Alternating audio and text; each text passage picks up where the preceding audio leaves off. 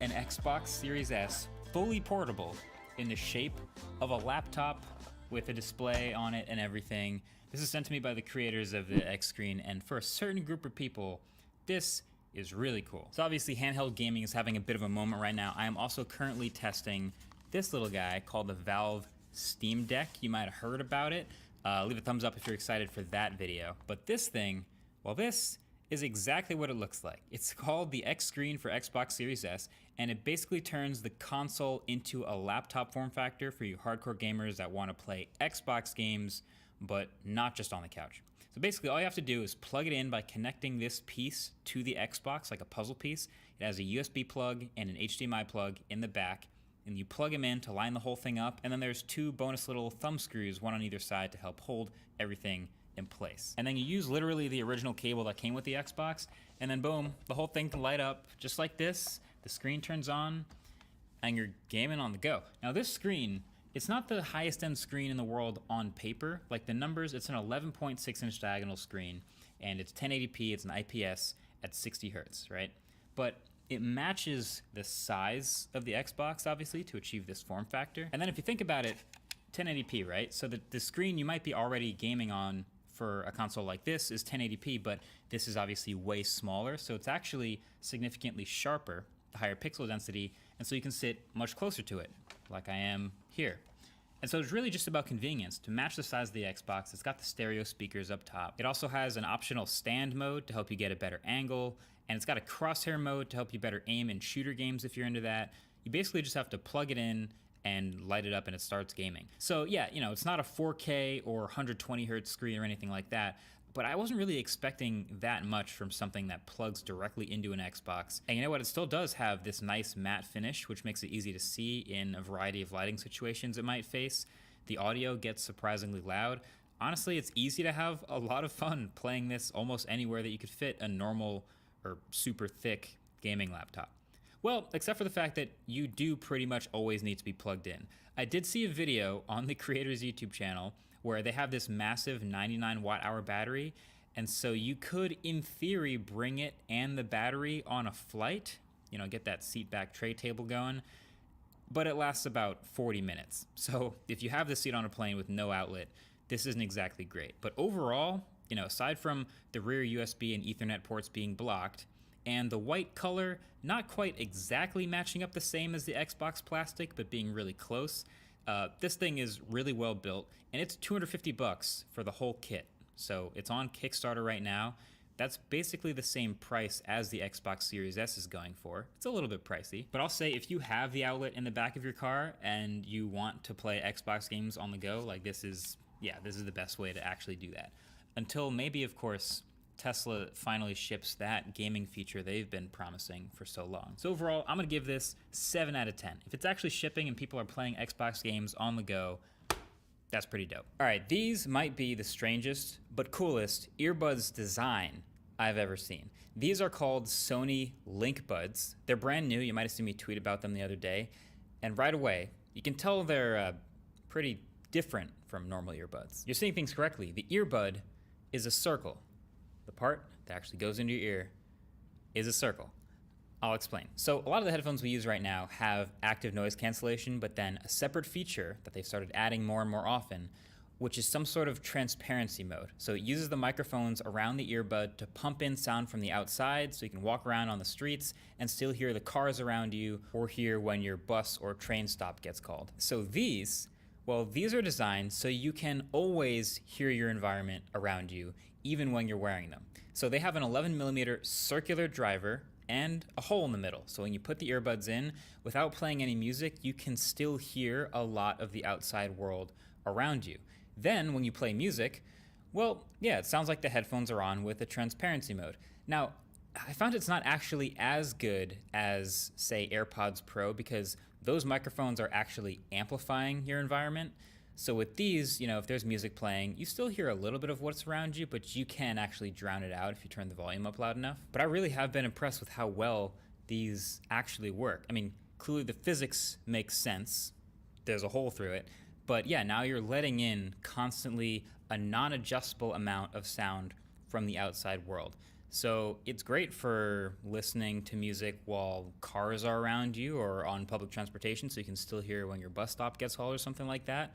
It's consistent. So then the idea with these is even when you're done using them, done listening to music or taking a phone call or whatever it is you're doing, you can just leave them in your ears because you'll have transparency mode. You'll have the ability to hear what's going on around you all the time, even when the earbuds are in, and it doesn't take extra battery power to do that. So now you're just having a normal conversation. Now, the other thing you may have noticed is these earbuds are pretty tiny, like the buds themselves are very small, and the recycled plastic case they fit in as a result is also very pocketable. But the downside is that there's no space on the buds themselves for media controls anywhere. But that's where the second crazy feature comes into play. You can adjust volume by tapping the skin around your ears. So the Sony Connect app lets you program a double tap or a triple tap of your own skull on the right or left hand side, and these earbuds are sensitive enough of their own position that you can map a double tap on the right hand side to be volume, a double tap on the left hand side could be skipping tracks, or even opening Google Assistant or accepting a phone call. It's awesome. Overall, as crazy as these are, they are surprisingly usable. They're $179. Small case, no wireless charging, but it does have USB Type-C, and it gives you a 5-hour total battery life with these. Sound quality is solid. If anything, it's lacking a little bit of bass because it's not getting into your ear like normal earbuds might. But yeah, if you can get the touch controls to work well, they're finicky sometimes, but you got to tap like right up next to your ear. They're pretty cool. I'm gonna give these an 8 out of 10. Okay, this next product I know is absolutely not meant for me, but I can still respect it anyway. This is a super high-end gaming tablet, and I just need you to know that this is real and this is something that actually exists. So this is the Asus ROG Flow Z13. This thing has an up to 14-core Intel Core i9 processor, a GeForce RTX 3050 Ti graphics card, a 1080p 120Hz display, or a 4K 60Hz option, up to 1 terabyte of M.2 SSD storage, and a vapor chamber cooling solution on the back. So yes, it's a full-fledged gaming computer running Windows. You can think of it kind of like a Surface Pro, but just way more gaming focused. Now, I can't imagine battery life will be killer on something like this most of the time, but hey, gaming laptops don't typically have amazing battery life either, so that's not a huge surprise. I'm really into this design though. The aesthetics of how they managed to shove all that power into a tablet-sized package. It's got some thickness to it, of course, and it's definitely not lightweight, but you know, it's a reasonable layout. There's a power button and volume rockers on the right side, along with a combo microphone headphone jack and a speaker at the bottom. And then there's a single USB Type-C Thunderbolt port on the left side, along with this labeled XGM port, which is gonna let you plug in different external GPUs. There's pins and magnets at the bottom for docking a keyboard accessory, just like the Surface. And there's no ports up top, but just heat dissipation, just heat sinks, heat radiating out the top. And look at that, LEDs, PCB, and the angular cutout in the kickstand. That is a really nice touch. And I'm not just saying that because it's red and black, although that certainly helps, but they've made as many clever incisions for ventilation and angular gamer aesthetic as possible, and they seem to have gotten away with it. Now, the 3050 Ti isn't the highest end graphics card in the world, I get that. If you want to play The Witcher 3 or Cyberpunk or something like that on high settings, you're gonna need more power, probably something in a laptop form factor. But that's why this thing can plug into those external GPU attachments, the same stuff that the ROG Flow thin and light laptop could plug into, because this is meant to actually game on. You should definitely watch Dave 2D's full video on it. He gets 120 FPS on this tablet in Overwatch. It's a tablet. It's hilarious. I'll link it below. So the thing is a tablet when you want it to be, but can plug into this ROG XG mobile graphics dock, which gives you up to an RTX 3080. Basically, you're buying a gaming laptop in 2 parts, if that makes sense. But I keep coming back to everything I like about just the back of this tablet. The subtle texture of the metal, the rock solid stand with this window cutout, and under the kickstand, there's a bunch of outlines giving you a peek at what's inside. So the M.2 SSD, the battery, and of course, an opening to a micro SD card slot. There's also a set of coordinates on the back, which if you Google them, appears to direct you to Asus's headquarters in Taiwan. Best part though, they still included the camera on the back, because somewhere out there's somebody who would spend a bunch of money. There isn't even a price for this thing yet, but a bunch of money probably on a super high-end gaming tablet, but still would take pictures with it. Anyway, I'm giving this thing like a 9 out of 10 just for the aesthetic. I'm a huge fan. But then last thing I want to mention, this USB-C power cable with the display readout on the end has been awesome. So basically ever since I showed it in my everyday carry video, I've been carrying it, and it's low-key just like nerdy fun to just be able to plug in and see exactly what sort of wattage you're getting from your charger on any device. You know, we always talk about peak charging versus actual overall average charging rates. This is so obviously unnecessary and overkill, but being able to see exactly what type of power you're drawing at any given moment. Maybe it's 30 watts, maybe it's 22, maybe it's your laptop, you're pulling over 100 from low battery. I don't know, it's just so entertaining. Now the thing about this, every time I link it anywhere, it sells out, so I'm trying to do my best to keep an updated link in the description for wherever I can find it in stock. I'll do that again with this video, but no promises. If you want this, you'll probably have to act pretty fast. Good luck. Okay, really truly last but not least, as a reward for making it this far into the video, giveaway time. What better way to cap it off? So I'm teaming up with Aaron from Mr. Who's the Boss, who just recently hit 10 million subscribers. Huge shout out to him and congrats. It's an incredible milestone. And we're also going to be teaming up with D-Brand, the logistics kings in tech that make this all possible. And why not just do a massive giveaway to celebrate it all? And by massive giveaway, I mean possibly the biggest tech giveaway of all time. So up for grabs is 10 iPhone 13 Pro Maxes, all with matte black D-Brand skins applied, 10 Samsung Galaxy S22 Ultras, all with the new Atomic Grip case, which is super nice. But then there's way more. 20 PlayStation 5s with D-Brand's dark plates. Don't ask me how we got these. 30 of the new OLED Nintendo Switch. 50 D-Brand grip cases made for whatever phone you've got right now. 80 pairs of the latest AirPods 3, all D-branded, and 100 t-shirts. But not just any t-shirts, 50 limited edition of a new design from Aaron, and 50 of the iconic histogram shirt from myself. All you have to do to enter is hit the link in the description. Tons of chances to win, and it's super easy to hit the link and come back and just to check on the progress of who's been winning what as the giveaway goes on. Now, as a bonus, Aaron's idea was that for every single one of you that enters, he'd be donating 2 cents to a charity called Solar Aid, which gives solar-powered lights to families in need who would otherwise have to burn dangerous fuels.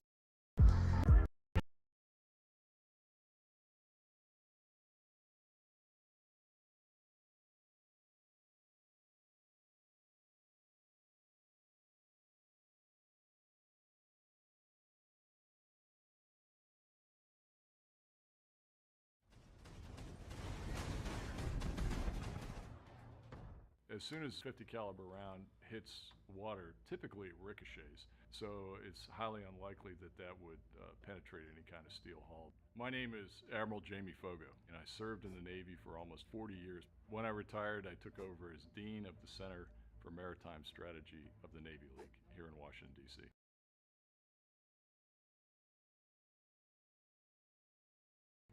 Today, we're going to be looking at warship scenes from movies and judging how realistic they are.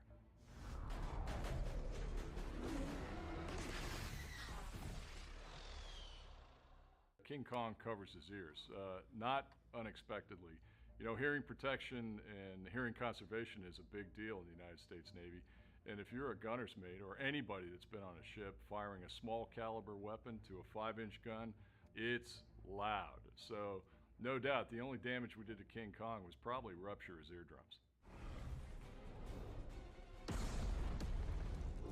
Now, a U.S. aircraft carrier displaces 90,000 tons. According to Google, King Kong weighs 50,000 tons.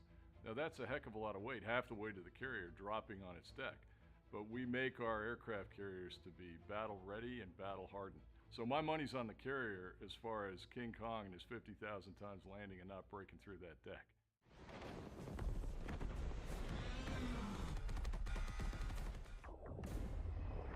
It's not part of our tactical training in the Navy to fight either one of those two creatures. A lot of weapons used. I see deck guns, I see anti-submarine rockets, more or less realistic.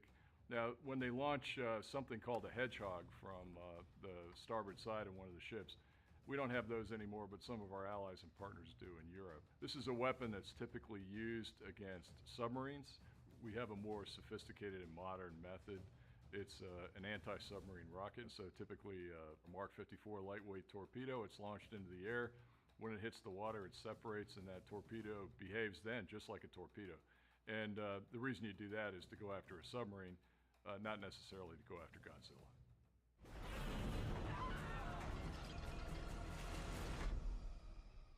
Godzilla grabs one of the ships and rolls it over. That's pretty hard to do when you're talking about tens of thousands of tons of displacement and a hull form that is designed to take bad weather. Now, for an aircraft carrier that displaces 90,000 tons, highly unlikely. For realism, pretty fictional here, 1 out of 10. Cradle lowered. All right, now ram the projectile. Easy. When you ram that powder, you ram it easy. Real easy. This is one of the most accurate movies on how you load a 16-inch projectile into a 16-inch barrel. That projectile weighs 2,000 pounds. So you're essentially loading a Volkswagen Beetle into the breech of that gun and firing it at the enemy. And you notice that the projectile, it's followed by these powder charges. This was a very accurate representation of how you load that gun. There are spark-proof tools, and everybody is very careful because, you know, that powder is obviously explosive and volatile, and any mistake or any spark or any flame could set it off and blow up that turret. 204 degrees, Callaway. Any spark, they're charging me. And you notice that the projectile, it's followed by these powder charges. This was a very accurate representation of how you load that gun. You know, that flame. 204 degrees. 204 degrees. This very shiny brass device, that's a gun sight. And that's to allow the gun captain to take a look out and see the direction that he's firing in. That's the way that we used to do it before we had these very sophisticated fire control radars and gun directors that are on top of the turrets today. I fire in the hole. I got a chuckle out of the fact that Tommy Lee Jones runs toward the 16-inch gun turret just before it's fired. We had on the battleships procedures to prevent sailors from being topside in proximity to those turrets when they fire the guns, because the overpressure of the blast blew them back, you know, a dozen or so feet, and that's probably fairly accurate. Even today with our missile systems, if you're launching from the foredeck of a destroyer, nobody's up there when you're launching because there's going to be a lot of flash to bang as the weapon comes out of the tube, and you don't want anybody to get hurt. I'd give it a 7 out of 10.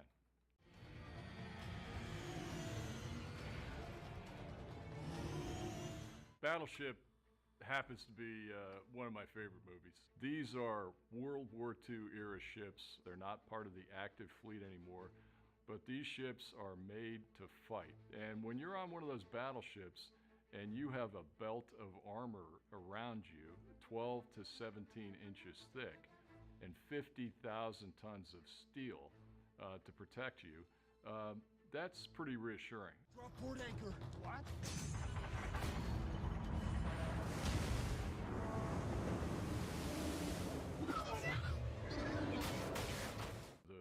Officer of the deck on the bridge uses the anchor on the battleship to avoid getting hit by some of the aliens' weapons. Frankly, that's pretty hokey. The amount of chain on a battleship or an aircraft carrier connected to the anchor is pretty long. You know, it's probably at least 1,000 feet. But we don't use anchors for that reason. We use anchors to moor the ship in port, and this is in the Pacific Ocean, which is really deep.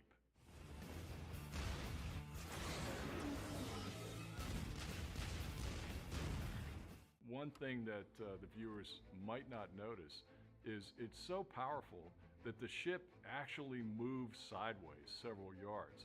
When you fire a broadside, it can move significantly, and you have to do a course correction there. I'd probably give it a 2. I think Hollywood took a little poetic license on the anchor in this case.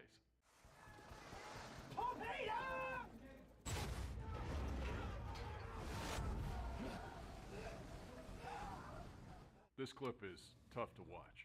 You know, probably the greatest fear that any sailor has is being stuck in a compartment filling with water and being unable to get out. The ship is rolling over, ordnance is exploding on board, and if you get out, that's great, but then you're going to jump into the freezing waters of the Atlantic, and you're still wearing your boots and your kit, which is, if you're not a good swimmer, it's pretty hard not to sink.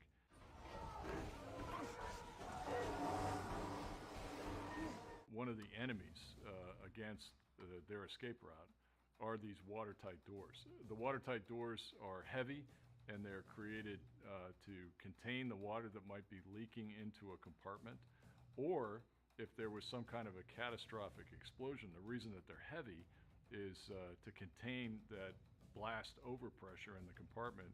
Now, most doors on ships or submarines have two kinds of latching mechanisms. There's something called a latch or a dog. We call it a dog.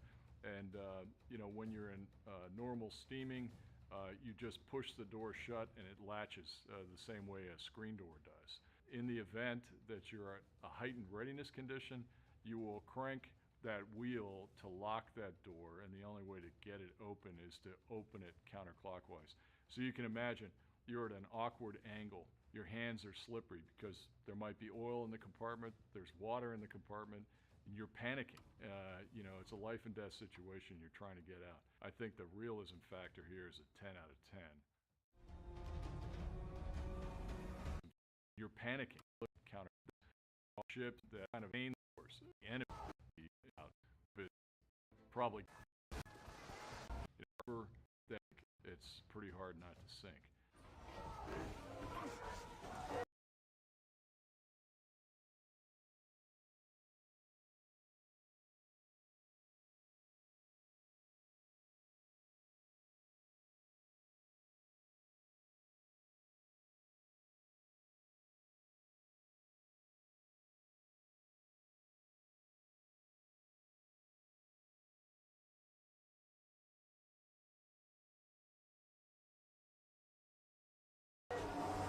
Created to contain the water that might be leaking, and it that water in the. I think the realism factor here is a 10 out of 10. Second torpedo to starboard beam! Bearing 120, rotor hard over! Greyhound is an absolutely phenomenal movie. It tells and depicts with great historical accuracy. The Germans are depicted in the movie as deploying the wolf pack tactics, and you know, you see two torpedoes coming from different directions. You know, that's more than one submarine firing, and these tactics were extremely effective. Belay that! Meter! Belay meter! So what you see on the bridge of the ship is an attack on the destroyer. You know, I think that was very realistic. And you see the wake of the torpedo coming towards you. The propellers do something that we call cavitate. They create bubbles as they're going through the water, and that creates a trail behind the torpedo. And so a sharp lookout can pick that up early, and it gives the commanding officer an advantage to conduct those drastic evasive maneuvers. If it was nighttime, a lot of times it's even easier to see the torpedo because of the phosphorescence in the water. It kind of glows as it's coming at you. A lot of these torpedoes were electric powered. They had batteries and electric motors in them, and they would go towards the target. Nowadays we have torpedoes that are propelled by fuel and have a very long range. And so it was a different game back then. But in this case, absolutely accurate.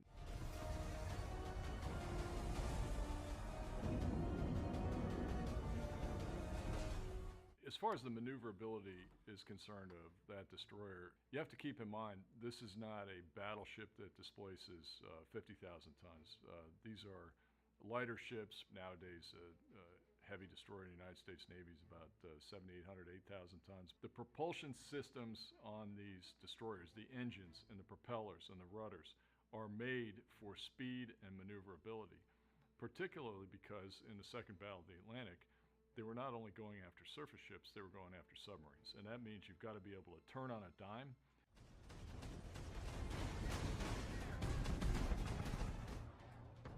The rounds that actually hit the water or penetrate the water, whether or not they actually do any damage, it depends. As soon as a 50 caliber round hits water, typically it ricochets. If it does go beneath the water line, you lose velocity very quickly. So it's highly unlikely that that would penetrate any kind of steel hull. But again, you never know.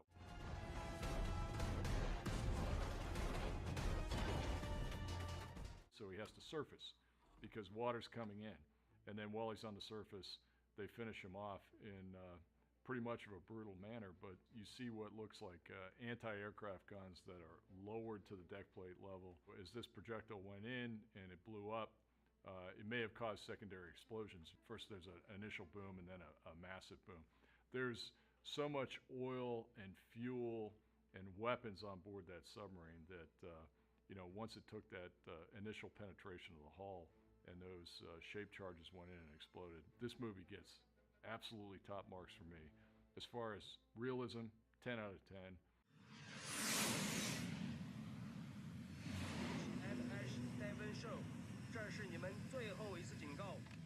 Are we absolutely sure of our position? Yes, sir. An exact satellite fix. It's Her Majesty's ship Devonshire that thinks she is operating in international waters. The bad guys have somehow interfered with the navigation system of that ship, and she's actually operating 1 mile inside Chinese territorial waters. Devonshire doesn't know that. Now, that's not unrealistic in digital warfare today. We just had a situation in the Black Sea where somebody spoofed the automatic information system of a couple of NATO warships and depicted them off the coast of Sevastopol in the Crimea, where there's a Russian naval base. That's dangerous activity. This scenario is fairly realistic. English is the international language for communication in airspace or sea space, but many times somebody on the bridge of a ship may not speak English. So we have other methods for communication. We have flashing lights, we have signal flags, and we have agreements to avoid mistakes. Sound the general alarm. The ship has been overflown by 2 Chinese MiGs. We believe they have hostile intent.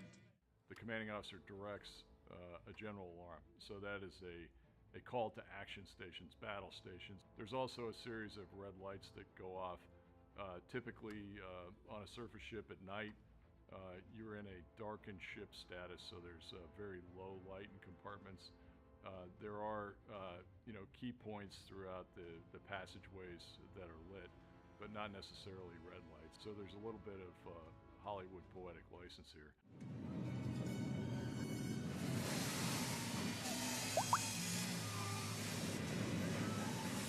The unrealistic part of the scenario is this thing that looks like a drill penetrating the hull of a warship like that will not sink the warship. Now in this case, the bad guys figured out that by boring through the hull at a weak point and going in along the length or along the keel of the ship to go through several compartments, and by that time HMS Devonshire was overwhelmed with displacement of water and it sunk. So as far as realism, a 1 out of 10. Sir, I'm picking up mobile bandwidth low latency transmissions. Could be a UAV data link. You know, the last ship is a show that I'm very familiar with. In the clip, they talk about a UAV. It stands for Unmanned Aerial Vehicle. So it's a intelligence, surveillance, and reconnaissance tool. In the last decade, we've seen UAVs evolve from just being a sensor that takes a video or a picture and sends it back to the mothership to UAVs with real weapons on board. Enable spy radar. But sir, if the Russians pick it up, they'll track our bearing. We've got 30 seconds and we shut it down. Sir, I gave an order. The spy radar, that is part of the Aegis weapon system or radar system on the ship. And the radar that is looking out on the horizon, over the horizon, in the air, and on land, for 100 plus miles is the Spy 1 radar. That's the best radar in the world, and it gives us essentially 100% situational awareness. I had 4 of these destroyers at my disposal when I served in Europe, and they were absolutely terrific. There's really 2 areas of the ship that are areas where the ship is controlled. One is the bridge. So that's where you drive the ship. That's where you control speed and rudder and course and direction. The real heart of the ship for fighting is in the Combat Information Center. You see the sailors taking direction from their skipper and carrying out that direction effectively. What I like about the series and what I like about the scene is it's the calm professionalism that you would expect. I give it high marks. I give it, for realism and professionalism, I give it a 9 out of 10. General quarters. Sound general quarters. All engines ahead full. Aye, aye, sir.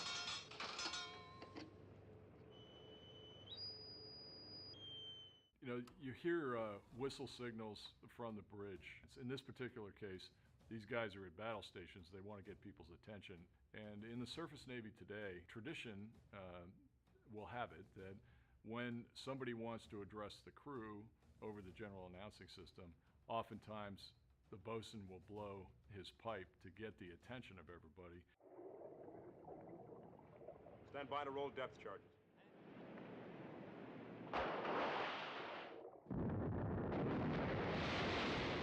It speeds towards the submarine submerges. It drops a series of depth charges. So those depth charges are in canisters. They look like 50-gallon drums on the stern of the ship, and they were actually rolled off the ship after a gunner's mate set the charge to explode and set the depth that it would explode at. You had to estimate at how deep you thought that submarine had dove after she went from the surface down to try to evade you. And it was a bit of a guessing game, but there are limits to how deep the submarine can go. For historical accuracy, 10 out of 10. Thanks for watching. And if you enjoyed the video, click on the link above.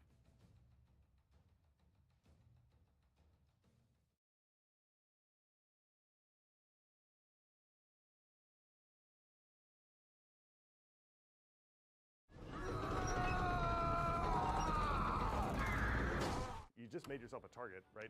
Yeah, there's one guy there. It's relatively easy to defend against. Just shoot him. Hi, my name is Evan Wilson. I'm a professor at the U.S. Naval War College, and I'm an expert in 18th century naval warfare. Today I'll be looking at naval warfare scenes in movies and judging how real they are.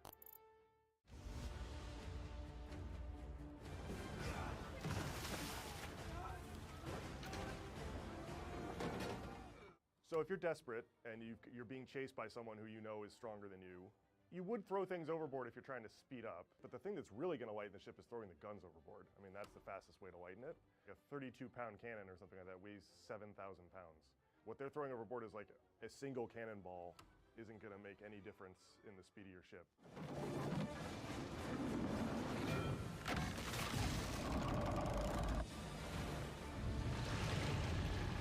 This is a maneuver that's called club hauling. You drop an anchor off the side in an attempt to rapidly turn the ship in another direction. It did happen, but you did it in an emergency when you were trying to extricate your ship from a very dangerous situation, rather than as a tactic in battle usually. You could surprise a Black Pearl, but it's going to take many minutes for this maneuver to happen. I mean, it is a surprise because it's really dumb.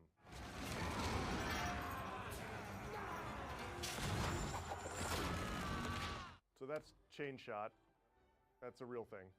It's either an anti-personnel thing because it's going to spin, or you fire it at the rigging in the hopes of cutting ropes as it spins through. I'd be surprised if you have a one-shot thing that brings the mast down like that. A good naval gun crew that's got a lot of men on it can load and fire a cannon in a minute, but you probably couldn't sustain that for very long. It looks like there are like 8 people on the ship, like I said, so they could fire one gun, but not all of them. You need a lot of men. It's a great way to make yourself a target, probably much more likely to end up in between the ships, which is a great way to get crushed to death. It's very cinematic, it's very evocative, and it looks like sort of a Tarzan-esque thing, I get that, but you're asking for trouble, and I think when people are firing at you, doing that is not smart. One of the things you don't see here is that it's actually really hard to keep two ships right next to each other. We saw these ships moving in opposite directions. Something would have needed to have happened to keep them near each other. Right now, this is just very conveniently, I guess they've anchored next to each other so that they can duke it out. Like in the Pirates universe, this is a 10 out of 10. It's about as accurate as they ever get. In reality, it's like a, I don't know, 4 out of 10. This is your last warning. Stop now. They showed a couple shots there of the crowded deck of what we know is a British frigate. That's much more accurate. I mean, these ships are going to be crawling with men.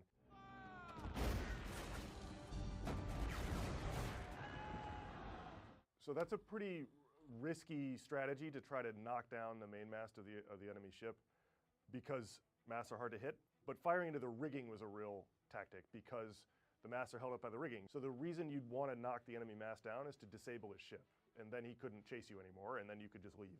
Often the British practiced firing hard and low into enemy hulls, into the enemy ship, with the idea of killing men, not to sink the ship. It's really hard to sink a wooden ship, wood floats. Instead, what you're doing is you're trying to kill the crew. The knock-on effect of that is that you can either board them and take them, or they'll be so disabled and so damaged that they will surrender to you, and then you can go take possession. Those are ropes that they're throwing over to try to get the ships to stay together, to solve that problem of the ships moving apart. It's really hard to get two ships to actually get close enough together to board. Ships have something called a tumble home. The hull is shaped so that the sides aren't straight up and down. The sides actually turn in a little bit, which means that when two ships are next to each other, they both have tumble homes that are going this way, which means that the cross from one deck to the other is actually a long way. The challenge of actually getting two ships next to each other to board them is real. They do a good job in this movie of showing you that there are different ways that you can go about doing it. I mean, they got almost everything right. This is a 10 out of 10.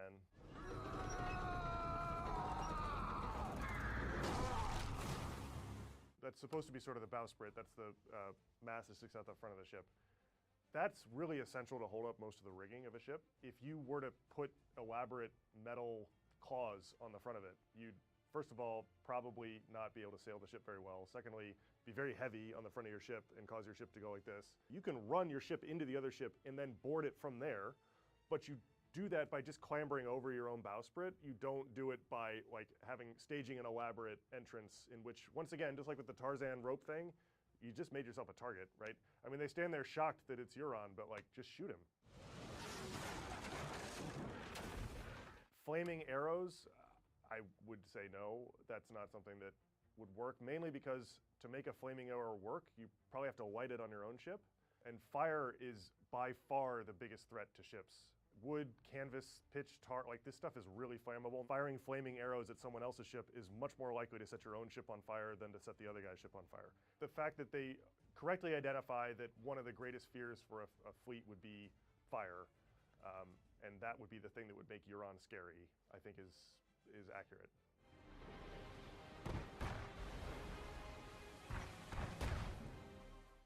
The two ships are about to be on fire. That would be very bad. That would be catastrophic. You would be much more concerned about the fire than about whatever the enemy's doing. Would you keep fighting in a storm? The answer is it would affect tactics, but it wouldn't necessarily keep you from fighting. There's a famous example of two British frigates chasing a much larger French ship in 1797, and normally the two, if the weather had been calm, the two frigates probably would have run away from the bigger French ship. But because the storm was so bad, the French ship couldn't open its lower gun ports because the water would have come in too low, right? So the French ship was basically half as powerful as it would have been.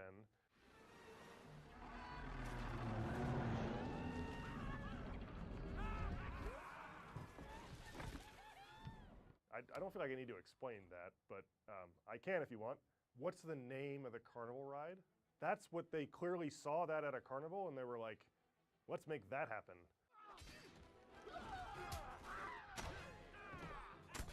The guy swings like Tarzan, comes around, fires a gun, and then gets shot in the face. Because of course he would, because you see a guy swinging, and you're like, I'm gonna shoot you now. Boarding is risky, right? When you board another ship, you need to be pretty confident that you are superior to the enemy that you're boarding. Because if you board an enemy ship and it goes poorly, then you might lose your own ship. Whereas if you hadn't bothered to board them in the first place, you probably wouldn't get captured. And you'd be much more likely to just obliterate them at a distance, and then once they surrender, take over the ship and say, well, that was better. A lot of movies have boarding in them because it's very cinematic, and it's a lot more interesting than watching two ships just fire at each other for a long time. That's a 1. War at sea is not a Carnival Ride. That's just...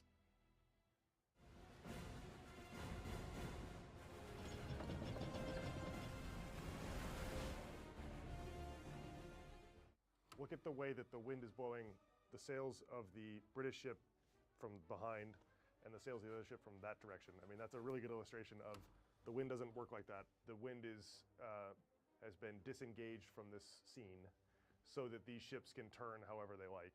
A lot of the times in the Age of Sail clips that we've been seeing, you know, they're turning the ship's wheel kind of like you're just sort of spinning it, like, oh, I'm just gonna throw it this way and spin it. Like, usually it took 2 guys. It would take 2 people there to, you know, really work the wheel, because you're turning a really large piece of wood in water. So you turn the wheel, and that moves ropes that are connected to the tiller, that are connected to the rudder, and the rudder does steer the ship. So you do need to spin the wheel, but often these ships are turning on a dime with nothing happening in the sails, and you're expected to believe that that's how it worked. So you would turn the wheel to do that, but you'd also do 1,000 other things, and the wind would have to be just right in the right place, and it would take a while.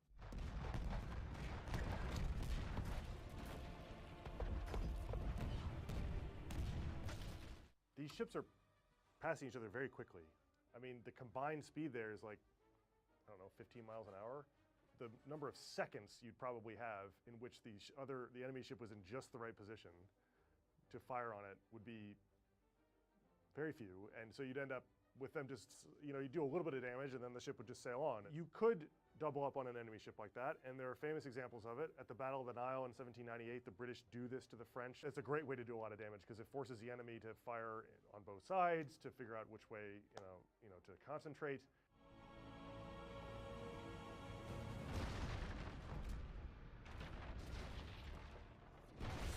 They do a good job actually here of showing the splinters, and the one realistic thing about this clip is that the air gets filled with splinters, and splinters were the real danger. That was what hurt you. You're very unlikely to be hit by an actual cannonball. It happened, of course, but the splinters are the thing here. Like, these things are coming at you know, bullet speeds. There are famous examples of ships exploding. They're rare, but certainly they did happen. The magazine is where you store the powder. If the magazine catches fire, then you'd see a major explosion. Like, an iron cannonball doesn't bring with it any explosive power. There's nothing that goes boom there. It's just a solid iron ball. So it's unlikely that an enemy shot is going to cause a magazine to explode. It's not something you could really aim for. It's much more likely that some fire got started on board that then spread to the magazine. Because remember, all the guns on that ship need sparks in order to ignite the powder to get them to fire. So there's a lot of flames in and around powder on board a ship, and if something goes wrong, you could have that happen. Wood floats, right? Wood doesn't take a nosedive and be like, well, I'm done floating now, you know, see ya. There'd be wreckage everywhere, and all that wreckage would float. You'd end up with water coming in the hold, and it would sink slowly over time. Certainly not after a single pass from 2 ships sailing in the opposite direction on a magical wind. So this clip is a 2, mainly because of the splinters, and ships did explode, but all the sailing stuff is ludicrous.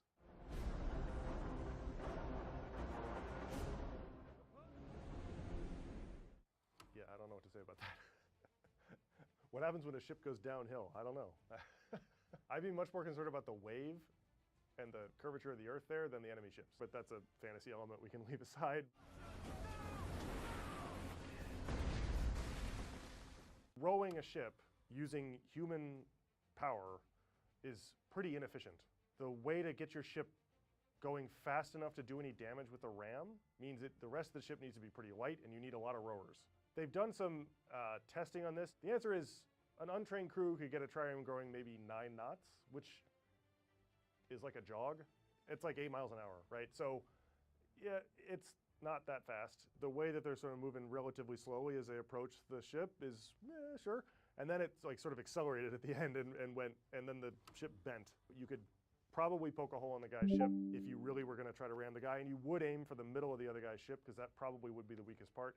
But you're unlikely to sink him because, again, wood floats. It's really hard to sink ships. What you're more likely to do is just damage him enough that you can board him. But what doesn't work in this clip is that the vessels that you would expect to see here are fair weather ships, right? So galleys, triremes, that sort of thing.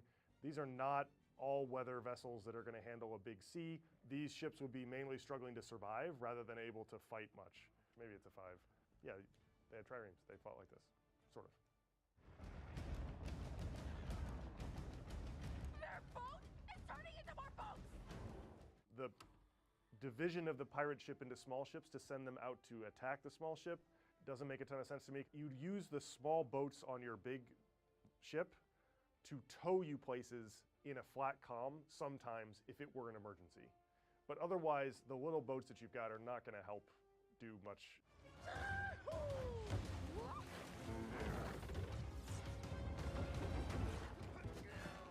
A smaller maneuverable ship could theoretically run away from big ships in the right conditions. The speed of a ship depends on about 1,000 different factors. You're going to deal with the wind direction, the wind speed, which direction the ship is trying to go relative to the wind. Moana and Maui are going to be more maneuverable. They're going to be able to sort of change direction very quickly. I think for realism, you know, it's a 6. I mean, they're coconut pirates, so let's not get too carried away.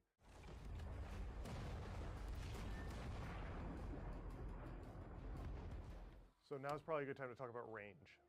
The guns that they're firing in this period are not usually rifled, right? So they have smoothbore barrels, which means that the cannonball is slightly smaller than the barrel, which means that as it fires down the barrel, it's got windage, so it can bounce around the barrel as it goes, and then it goes off there. So they're not particularly accurate, right? Think of a musket as opposed to a rifle. That said, they can throw a ball really far. So the muzzle velocity of a 32-pound cannon here is like 1,500 feet per second, or I think Mach 1.3. It's going faster than the speed of sound. And so you could hit something at maybe a mile. Whether you could hit what you were aiming at a mile, less clear. But at a mile, you could probably, if you got the pitch just right and you hit it on the roll, you could get a ball to go that far. Unlike most movies that immediately shrink the battlefield down to right next to each other, it does a good job of sort of showing that, yeah, you could actually open up at a pretty good range and expect maybe to hit something. Ideally, you'd want to be within a quarter of a mile.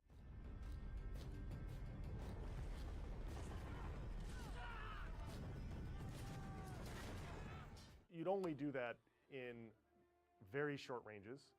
Ships are constantly moving, right? And they're moving faster than you can swim. So the idea that you would be able to risk swimming across to an enemy ship, and then when you board it, there'd be enough of you to actually do something with it is very unlikely. In a fleet battle like this, it's very rare. What they did at Trafalgar, this lieutenant swam across to a French ship and then managed to get ropes tossed to him so that they could grapple the ships together, again, to board it. But it's within range of someone to be able to throw a rope, not like a mile or whatever the distance is here. Would you do it at that range? No. Would you open up guns at that range? It looks pretty far to me, but it's hard to judge distances here. So I'll say 7.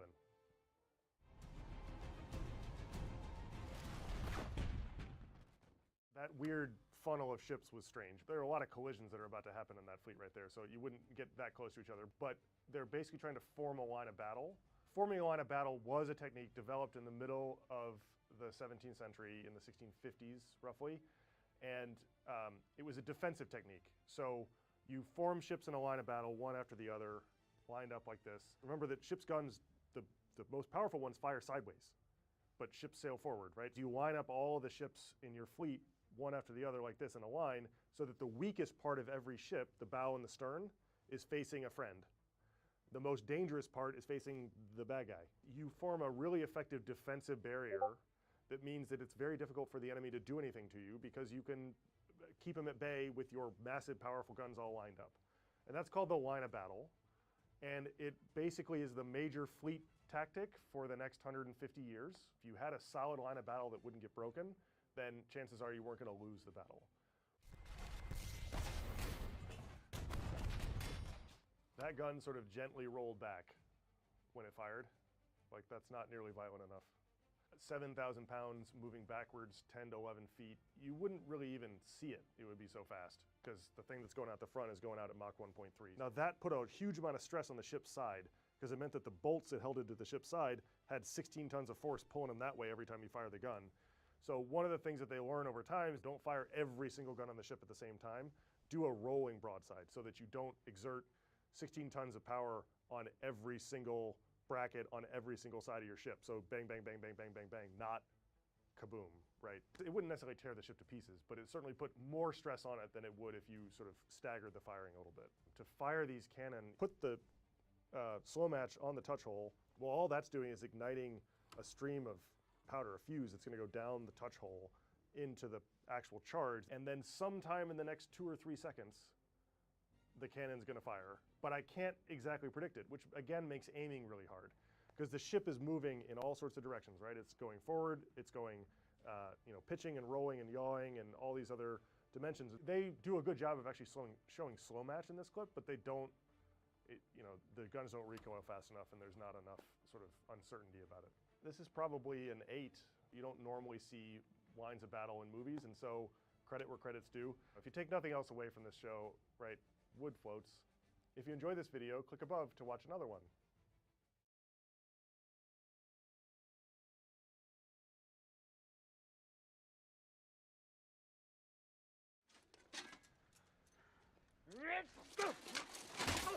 Poor old RPATS looks like a pile of garbage, I'm afraid. Hi, I'm Toby Capwell. I'm curator of Arms and Armor at the Wiles Collection in central London, but I'm also a practitioner. Since I was a kid, I've been riding horses and fighting in armor. I've taken part in competitions, armored combat all over the world. And today we're going to be looking at the treatment of medieval arms and armor in cinema.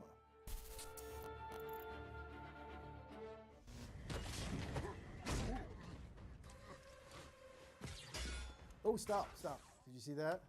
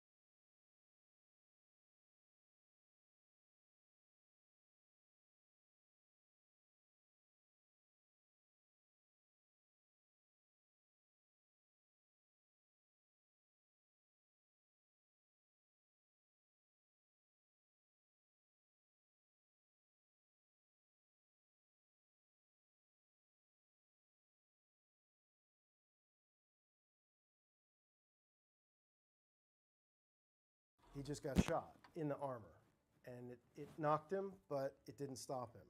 And in a complete armor, a medieval knight can suffer horrendous physical punishment that would kill an unarmored person like that.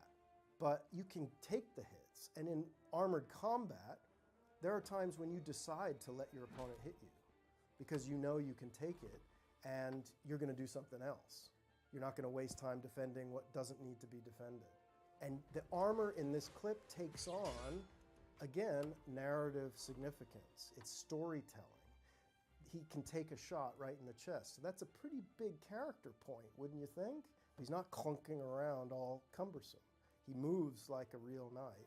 I've been jousting and fighting in armor for 30 years. You know, I built a lot of different kinds of armor, working with different craftsmen all over the world. Real armor of the late Middle Ages and the Renaissance is like a steel skin. It's not bulky. It's your shape. The armor should fit you like a skin. It should follow your musculature. It doesn't have to be a lot of space under there. It's fitted. It moves with you. The plates are hardened and tempered medium carbon steel, so they don't have to be thick and chunky. They need to glide over each other and move like you move. Tell me where the Mandalorians are, and I'll walk out of here without killing you. He hardly ever takes his helmet off, and yet you know everything about his expression, his feelings, his character. Historically, a knight has a very close personal relationship with his armorer. The armorer is responsible for his safety, but he's also the guy who's going to mold your character. That's never really been explored, until this.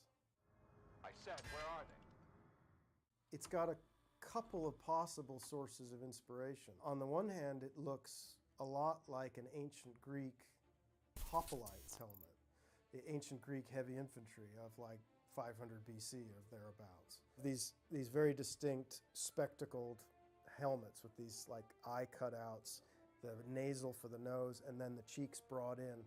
In the Bronze Age, they're trying again to get as much protection for the face and the head as they possibly can.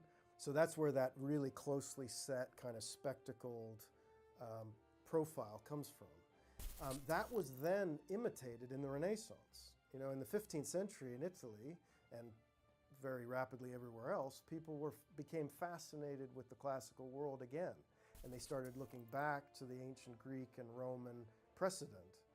And this style of helmet became fashionable again in Italy and Venice, in the Venetian Empire specifically. In the 15th century, most used by infantry, shooting crossbows and firearms and more lightly armored troops. And in the ancient Greek period, they were the heavy infantry, but they still had shields to hide behind, and they're actively protecting their faces as well as relying on their armor. I'd give this a 10, absolutely. Vikings is a fantasy.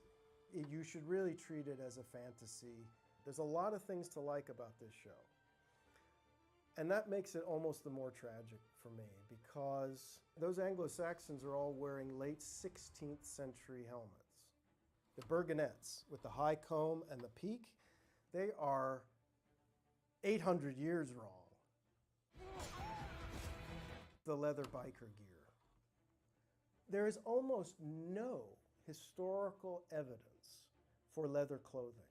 Almost across the board, people in the past did not make clothes out of leather. It's a distinctly modern thing.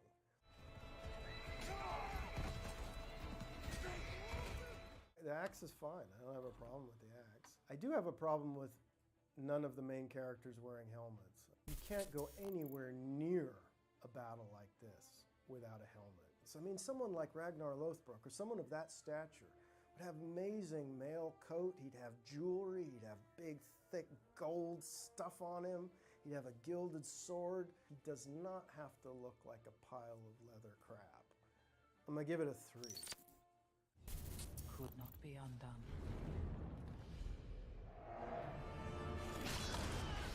That is metal. Nothing else looks like metal but metal in close-up. All that decoration is etched into the steel with acid. This is film armor as good as it gets. Now, there are lots of great spraying techniques, and you can spray plastic to look reflective, and increasingly it looks more and more like metal, but it doesn't behave like metal. Their armor's a little, you can see it's a little bit too flexy. There's something about metal that it has a weight, it has a rigidity that rubber and plastic and polyurethane don't have. He walks into the battle, and you know everything you need to know about this guy, and it's all coming out through his gear. They've taken real 15th century armor styles, mostly German, and then turned it up to 11. Sauron is wielding a mace, and maces are real. It's a hafted weapon with a wooden or a steel haft with a flanged or bladed head on one end. So all the weight of the weapon is balanced to the end. And it's a concussion weapon. And you're trying, rather than to cut or pierce your opponent, you're trying to smash through their defenses. That is way bigger in proportion to him than any real maces were. Real German Gothic high medieval maces of the 15th century are, they're usually pretty short. They're like just a little bit, more than a foot or a bit more long. The heads are quite small, but they got these really sharp blades on them, and you're focusing your energy on a really small area. A weapon doesn't need to be massive to have the effect that it needs to have. But massive always reads well on screen, especially when you've got a Dark Lord of Mordor. And how successfully does it use armor and weapons to bring its characters and its themes across? I gotta give this 10 as well. Poor old Arpats looks like a pile of garbage, I'm afraid. This is a mishmash. There are a couple of elements, the shoulders and the body armor, that are vaguely 15th century, but they're about a generation too late for Agincourt. His helmet is just ridiculous. I mean, that has a vaguely 16th century profile to it, but it fits badly, it's too big, it's clunky. Oh, come on, man, what is this? Well, this is obviously supposed to be the Battle of Agincourt in 1415.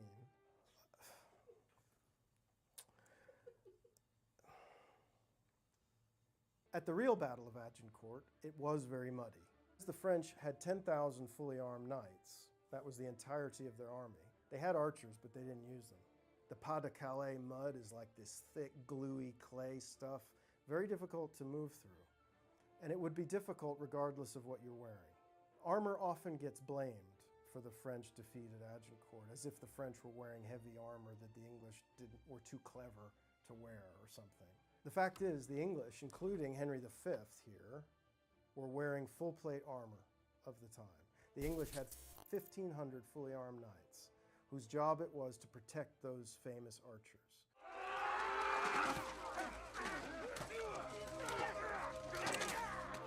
They go about it sort of the right way, in that this knight is someone who's been trained to fight and kill people since he was a child.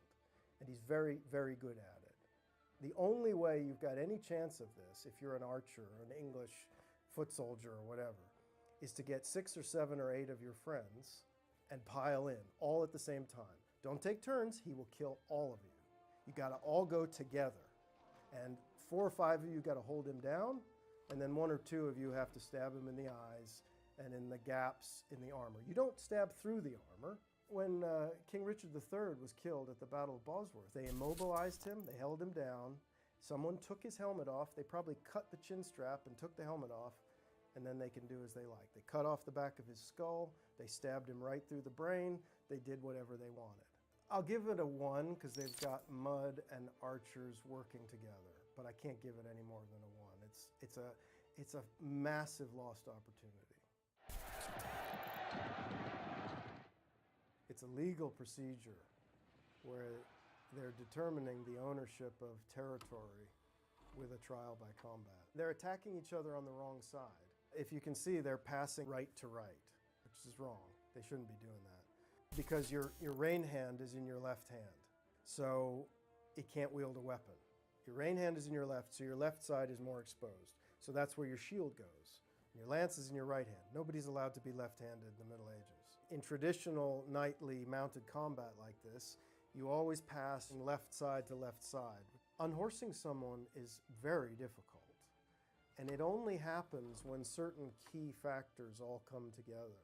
The timing's got to be right, the impact, the placement of the lance on the body's got to be right, where he is in his stride of the horse when he gets hit. There's lots of things that kind of contribute to the likelihood of being unhorsed.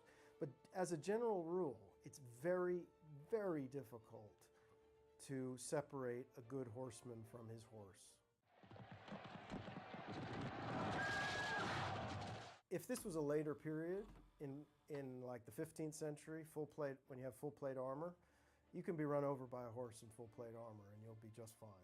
I've seen it happen. This is kind of a weird choice in this film because El Cid, Rodrigo de Vivar, is a real person, but he lived in the 11th century. Armor, you can be run over by a horse in full, like the 15th century, full plate, when you have full plate armor, you can.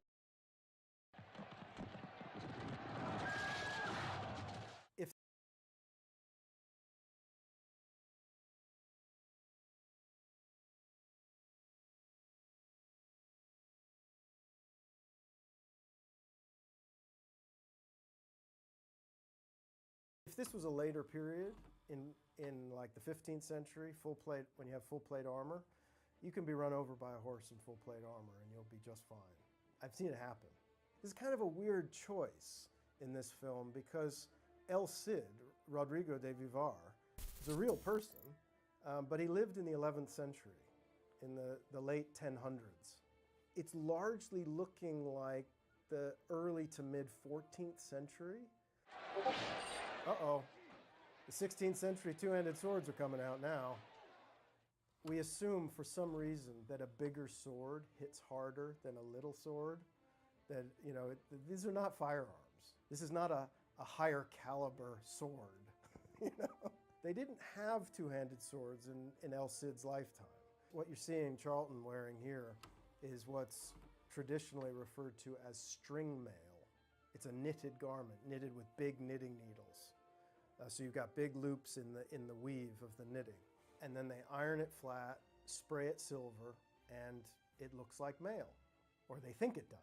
It doesn't really look that much like mail, but it's been the mail substitute for years and years and years. And it's fine, you know, for the background. And I'd still pass it for the background. But you can't have it in the foreground. 5 out of 10.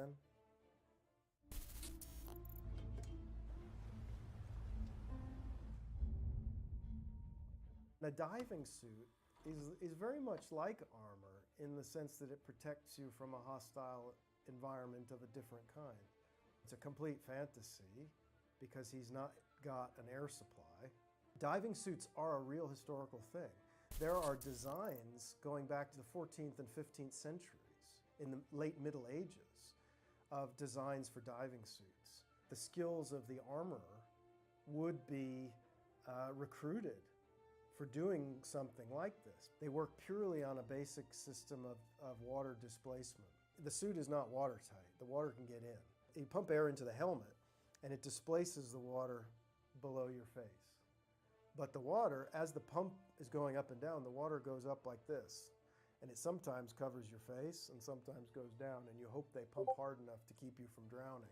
It's dicey, but it's possible. I give it a 7. It's very, very interesting. Hey, what's he doing? Stop that. Oh, can't do that. That's not how you take a sword apart. I'm sorry. This whole idea of melting a sword blade down and then recasting it in a mold, which is what they're doing, you can't do that. If you reduce the iron or the steel to its liquid state, you lose all of the properties that you want. If you melt and cast iron in a mold, it's cast iron, and it becomes really brittle, and you can't temper it, and you can't heat treat it. You know, when you have a lump of iron ore as it comes out of the ground, yes, they heat the iron ore to separate the iron from all of the silicates and the rest of the stuff that it's mixed up with. You never fully melt it. You don't bring it up to the full melting point. You heat it up until the chemical reaction occurs in the ore, which separates the iron from all of the other junk. And it sort of gloops down into the bottom of the bloomery. Weaponsmiths are very, very careful never to fully melt anything. You cannot melt armor down and make new armor. I don't care if it looks good on screen. It's dumb. I like some of the things that Game of Thrones does with armor, but that's a fail. That's a 0. I love the sort of evil Statue of Liberty sort of, aesthetic here.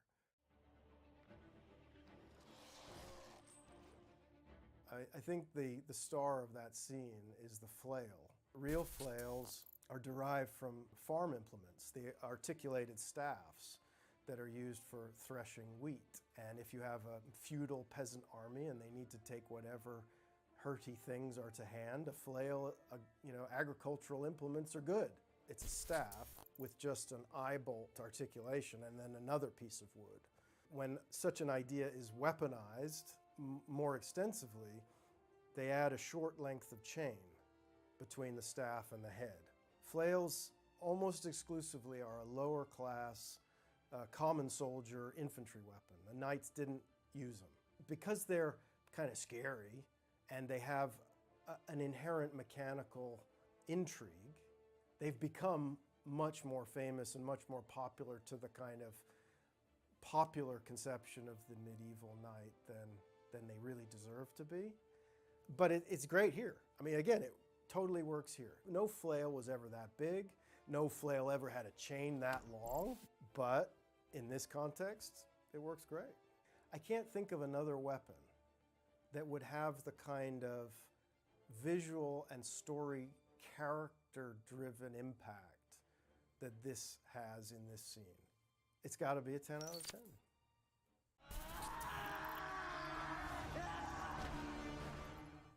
He'd be dead. He'd be very dead. One man can't attack a shield wall like that. Nobody ever used rectangular shields. I mean, that's ridiculous. It's stupid. And real early medieval shields, which were all circular, as far as we can tell, if air can get through, then a lot of other things can get through. Most real shields of this period are made out of boards, placed edge to edge, sort of like this. But they're placed properly edge to edge, and they're glued, and they're sealed, and there's good arguments to be made for them then being edged with rawhide or sometimes covered with hide or textile and glue. And you should not be able to see that much air through your shield. He's been stabbed right through the chest between those plates. They're showing you how their own made-up silly armor doesn't work. Now maybe if he gets hit full in the chest with a spear that's wielded by someone who knows how to use it, his padded textile and mail armor, which is what he should be wearing, or even maybe a scale armor, maybe it wouldn't stand up either. No, I can't, I'm sorry, I can't find anything to hold on to. That's a 0.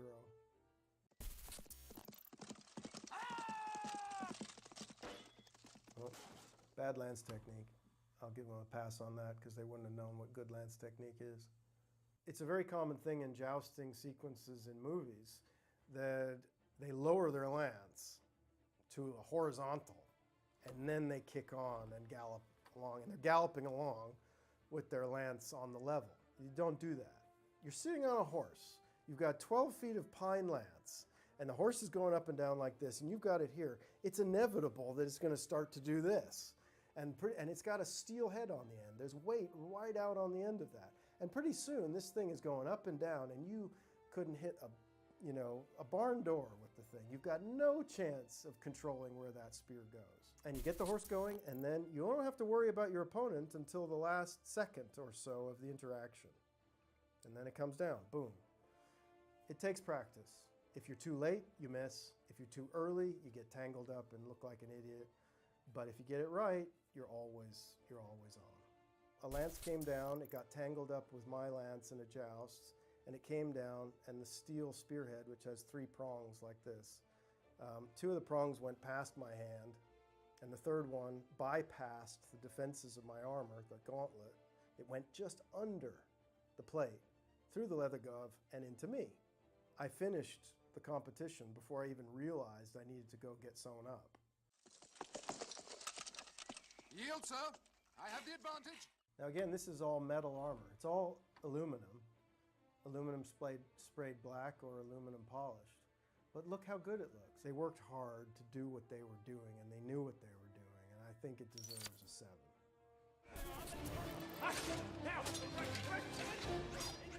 Traditional ranged weapons like the longbow and the crossbow, you know, the projectile, you know, isn't moving that fast, but it's still moving way fast enough. You can't block arrows. Remove the hood and the mask.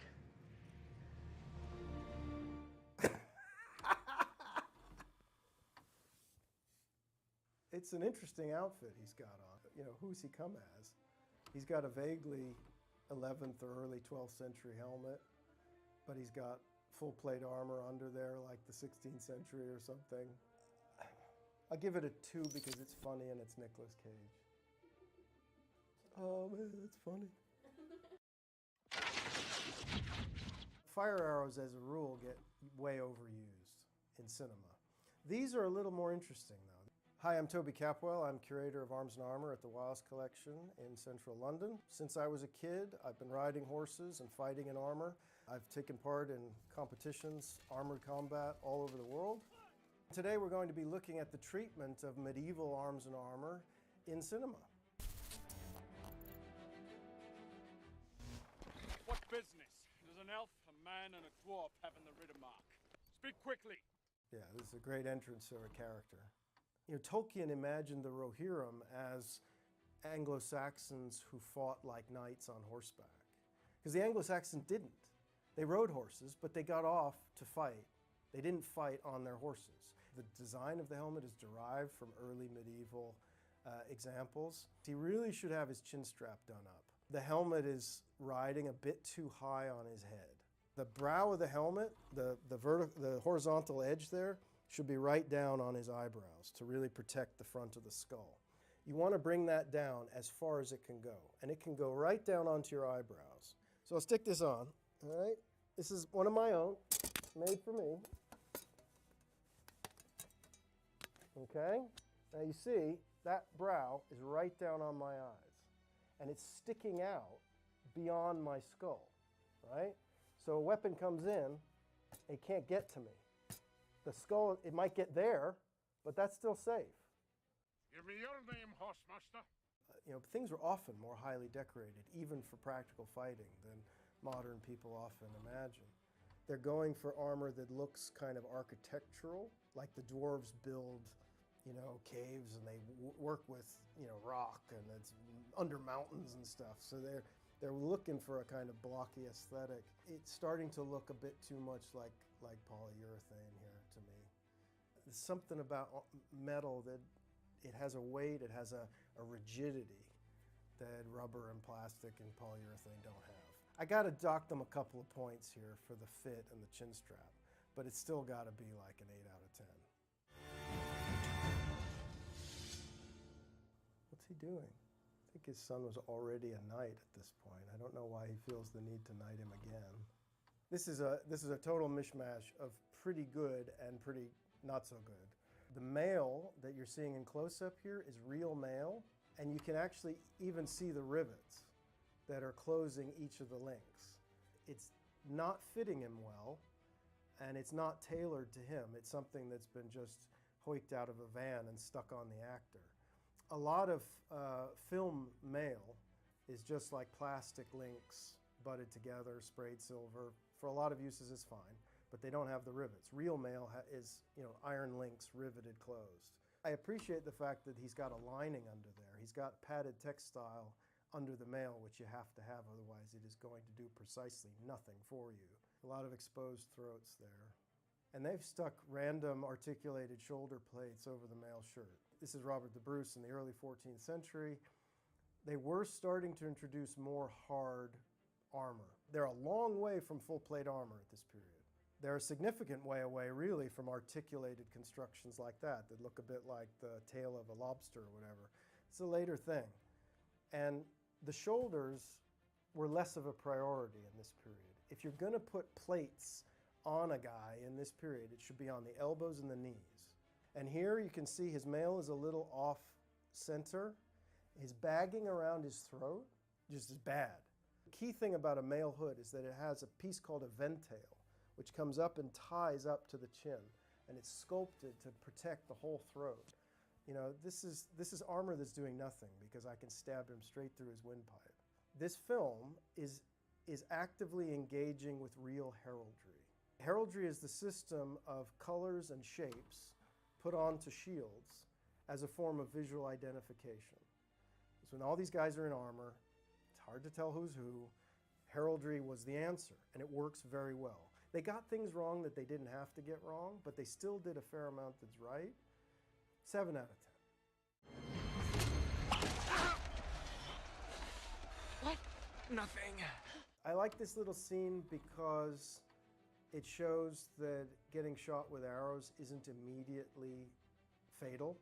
And Gilles de Rais here, Joan's companion, who is incidentally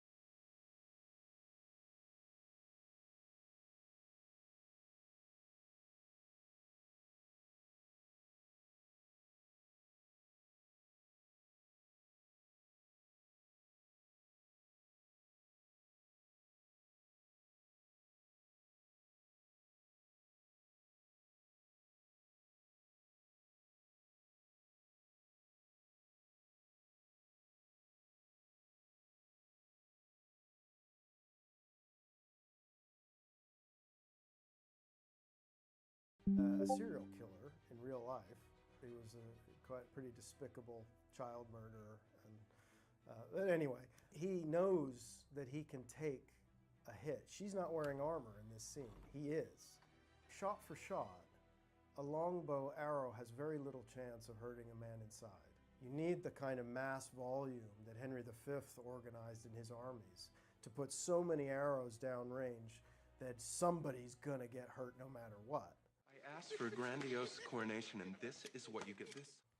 He wouldn't do that, almost certainly. He'd wear his coronation robes, and all of his knights certainly wouldn't wear armor to a coronation. Certainly not rusty, banged up stuff like that. Most of this is aluminum.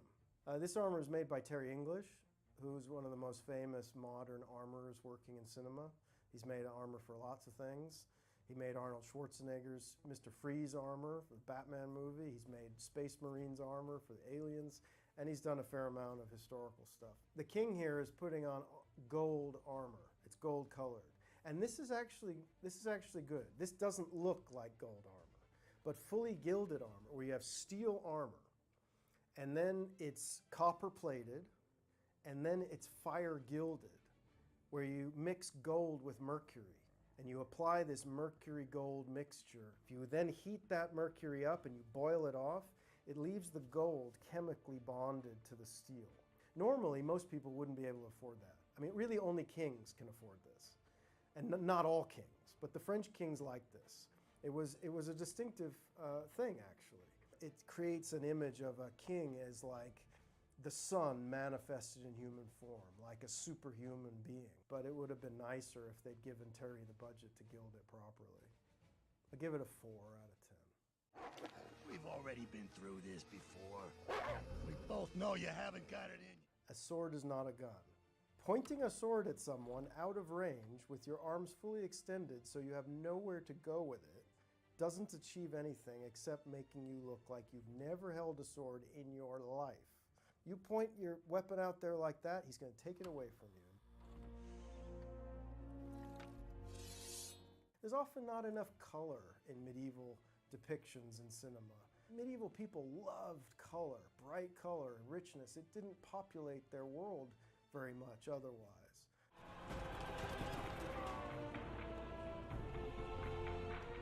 Okay, so you've got your leader, your king, leading a cavalry charge. They're in wedge formation with the king at the point of the wedge, which is great. This is how it's done. The guy on the point of the wedge is steering the whole cavalry charge. He's like the guidance system on a missile. The wedge formation is one of the most effective formations for a heavy cavalry charge. This guy's chin strap done up, love that. He's still got his visor up, which is good, because at this stage, he's still far enough away from the enemy where he's got other things to worry about. A cavalry charge might start when you're maybe 600 meters away from the enemy line, but you're not going to be full pelt straight off. You need to start the charge in good order. He's got to look around and make sure his formation is maintaining its position. They're keeping their cohesion. If he starts running too fast, then they have to catch up, and then they start getting too spread out. They've got to stay close. He's got to be watching that. Fine.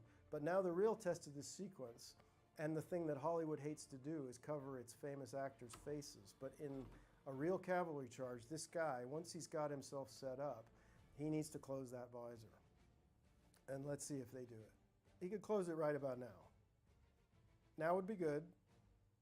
Hey, he's closed it! I give it a 7.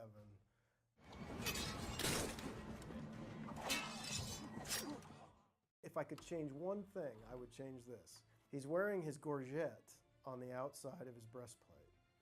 The gorget is that neck plate. He should actually have plates covering his throat.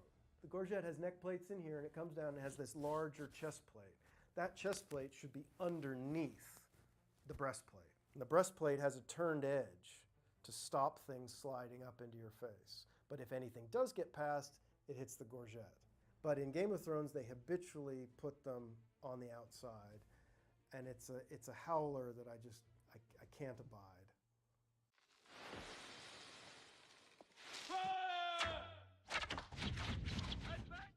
fire arrows were a thing, especially in naval warfare when you've got key pieces of equipment you want to set on fire, like sails and rigging and things.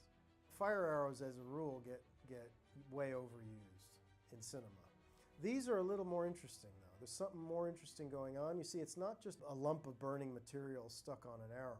They've actually got some kind of explosive charge on these arrows that has a fuse. And this is actually much more historically plausible.